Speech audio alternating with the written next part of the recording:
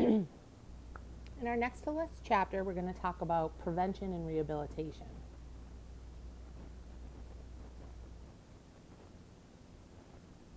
So let's start with the history of prevention and rehabilitation. Prevention efforts never really play a major role. The main effort that's prevention based is the war on poverty that's initiated in the early 1960s. And the goal of the war on poverty was to try to reduce crime and delinquency by increasing opportunities for success through legitimate channels. And if you think about this, this is partly based on strain theory, but only a few of these programs remain. So Head Start and Job Corps would both be programs that are based on this philosophy. Some people's objections to this are that they're interfering with private affairs of individuals and families, that they're costly and ineffective, and then they're at odds with current Get Tough approaches. So this is rehabilitation is the guiding philosophy of the juvenile justice system from the time it begins in 1899 until the 1970s, but it isn't really necessarily implemented in practice. And they fall out of favor in the 70s for the same reason that rehabilitation falls out of favor for adults in the same time period. We see some rising crime rates just before that, and there were studies in the 70s and 80s that said rehabilitation is largely ineffective. The political climate also starts to become more conservative. There is some renewed interest in this, though. There are federal government strategies for controlling delinquency that emphasize punishment and prevention and rehabilitation. And research tells us that Get Tough approaches are also not effective and also very costly. So there are some programs that do effectively reduce delinquency. So how do we know if a program is effective? Well, as we mentioned in a prior chapter, most programs are not properly evaluated. So there's not random assignments of juveniles to treatment and control groups. There's a high dropout rate from treatment groups, so participants or juveniles just kind of disappear and stop attending. There's not much long-term follow-up. And then really a big issue here is that a lot of the research isn't even focusing on how the programs were implemented, which is probably where a lot of the problem lies.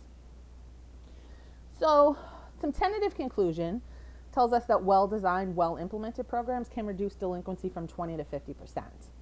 Now, those estimates vary because studies focus on different programs and use different definitions, so they're operationalizing their variables in different ways. But regardless, we should probably be making greater use of prevention and rehabilitation, and really spending some of our time studying the programs that do seem to work and why do they work, so that we could try to replicate those programs. So things that do work are ones that focus on major causes of delinquency in the group being treated. So a lot of programs focus on factors that aren't important, or they don't target everything. They need to be intensive, so they should last a long time and use multiple different techniques. And they should really focus on what's called cognitive behavioral approaches. So I worked in a program that did this, and what we would do is you would describe what you want the juvenile to do, display or model that, get them to practice it and provide them with feedback, and then get them to apply that in the real world.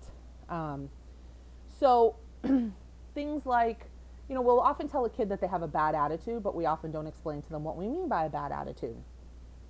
Or we tell them they're not following directions, but we don't tell them what it means to follow directions. And that may seem like a really obvious thing, but sometimes they really don't know.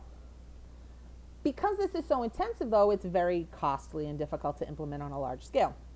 And having worked in a program where we did this, you are really spending a lot of your day talking to kids about every little individual behavior they do. We also want to make sure we're focusing on those who are at highest risk for subsequent delinquency. They should also begin early. We know that for those long-term offenders, right, that part of this is a result of their individual traits. So the more we can do that before their patterns of behavior are firmly established, the better. The more we can run these programs in a community, the better. We're eventually going to return these kids to their home community, so they need to be able to practice those skills in the community. And then you also want to have warm but firm relationships. So you want to have close ties with them and discourage bad behavior, but you don't want to necessarily condemn the individual. So what are some characteristics of successful prevention and rehabilitation programs? Well, they focus on early family environment. So one thing that we can do in the juvenile system that we can't really do in the adult system, especially if they're in the system through social services, is we can involve families. So prevention programs that target disadvantaged families There are a lot of programs for women who have a child, I think if they're under the age of like 22, where they get visits by a nurse or a social worker. And these are going to attempt to address delinquency in a couple ways. We can reduce exposure to biological harm, and we can educate parents. We can attempt to foster good parenting practices by reducing stress for parents and provide educational childcare to better prepare the child for school and reduce parental stress. These programs address several of the most important causes of delinquency. They're looking at family factors, they're looking at those genetic, biological, and environmental factors as well. They also help parents with socializing their children.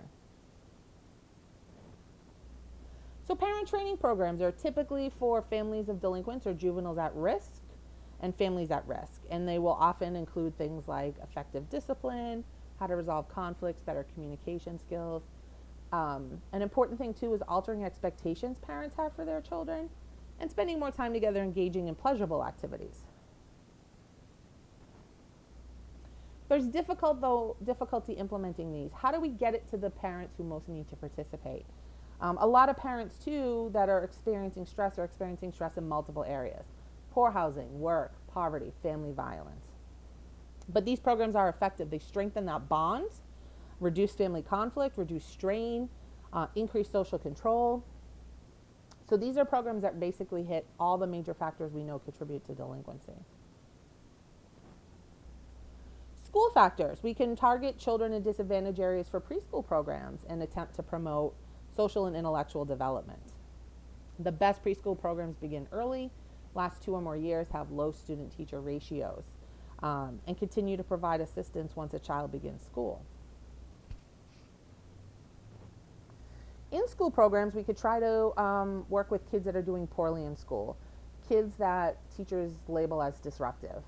Tutoring programs can improve school performance, but we're not sure if they reduce delinquency. But there are programs that affect both school experiences and delinquency. So sometimes juveniles will sign a contract with their school. Staff provides needed services like tutoring and counseling, and staff reinforce juveniles when they meet terms of their contract. Another thing that's really important, I should have mentioned during that cognitive behavioral section, is it's not just important to point out behavior they're doing wrong, but you also want to reward them when they're making approximations or steps towards good behavior. So maybe they still don't handle their anger well, but they've stopped punching the wall. And when they do things well, you also really need to make sure you're addressing that with them too. We can also try to improve the classroom, right? Increase school attachment. So this can be interactive teaching, classroom management skills, anti-bullying programs. We can also try to change the school environment. We can attempt to improve the school environment in a couple different ways. Again, that innovative teaching, getting the students involved in developing the classroom rules. As I mentioned with cognitive behavioral therapy, more positive reinforcement, trying to get parents involved. Better monitoring of the places where the kids are a little bit more unstructured, so lunchroom, restroom, school grounds. And trying to really focus on the involvement and experience and success of high-risk students. We can also deal with try to address individual traits, okay? So we can teach kids how to effectively interact with others, how to respond to their problems without resorting to delinquency, how to resist negative peer pressure, basic problem-solving skills. So when we talk about some problem-solving training programs, we often teach students or kids to look at cues in their environment, how they interpret them, to think about possible responses, and then of course the consequences of those responses. We also might have an anger management program where we again have them exploring causes and consequences of their anger and teaching them effective ways for controlling their anger. In general, we can also look at some programs that focus on peers. So some of these might be programs that address all kids, some might address at-risk kids, and then some might specifically address delinquent peer groups. So sometimes we might implement something like a suppression program. These are often used by police and courts for gangs, where you try to gather information on those gangs, increase patrol there, and aggressively enforce curfew, truancy, and street sweeps. These have mixed success. We might also try to have crisis intervention programs where we attempt to prevent disputes from escalating into violence. And this could be through the work of mediators. And we can try to do this with gang conflicts. One thing would be to challenge rumors that often fuel that conflict, trying to discourage those members from resorting to violence. Sometimes that can involve enlisting the aid of families or other people in the community. And Boston was very successful in holding gang summits and trying to negotiate truces between different gangs and trying to mediate disputes. When we think about rehabilitation, we want to direct those at members of delinquent peer groups. This includes everything from counseling to mentoring. We want to focus on the whole situation of the child, so family problems, school problems, vocational training. Prevention programs attempt to discourage juveniles from joining gangs, but these are not necessarily very effective. The most effective ones, again, use that cognitive behavioral strategies and attempt to increase direct control of youth. Carefully planned police crackdowns that target those who carry guns may reduce gun violence. If there's a focus on community problems that contribute to delinquency, that can be helpful. You try to employ individuals in these programs with whom the juveniles can identify, and try to teach the skills necessary, as I mentioned previously, in order to recognize and resist bad influences. Some other programs, mentoring programs, supervised recreational programs, vocational training, and employment programs can all work really well as well. We can also try to employ some situational crime prevention techniques. We want to reduce the likelihood that juveniles predisposed for delinquency will encounter a situation that's conducive to that. So this can include reducing the likelihood that people who will encounter each other, that they'll encounter people who will provoke them, trying to reduce potential benefits of crime and increase the potential costs of crime. We might also look at gun programs. So basically, what are ways that we can reduce the prevalence of guns? But gun buybacks do not generally work. Community crime prevention programs, neighborhood watch is the most common. This also generally does not work. But providing things like social services, economic development, and improving housing and public services can be effective. Most prevention and rehabilitation programs focus on social forces. Focus on individuals and their immediate social environment. And we also want to think about the fact that there are larger social forces at play that do play a role in the problems and can influence the success or failure of different programs.